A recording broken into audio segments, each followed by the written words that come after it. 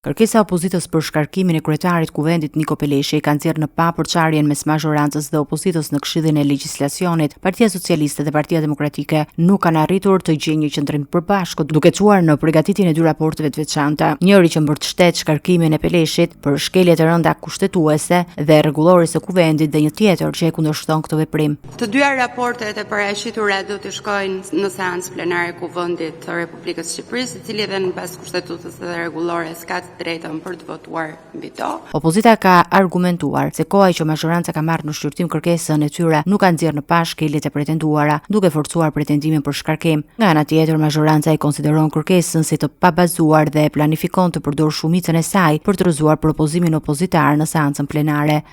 Konfirmon të gjithë pretendimet tona për sa i përket shkeljeve të konsumuara nga kryetari i kuvendit në seancat e datës 16 edhe 18 shtator, vetëm se theksi në vlerësimin juridik të këtyre shkeljeve që vihet nga zoti Gjiknuri, shkon në linjën që vërtet ka shkelje, por ato janë të një natyre procedurale dhe nuk janë të tilla sa të përbëjnë shkak për shkarkim ose të kenë cënuar rënd mbarvajtjen e seancave.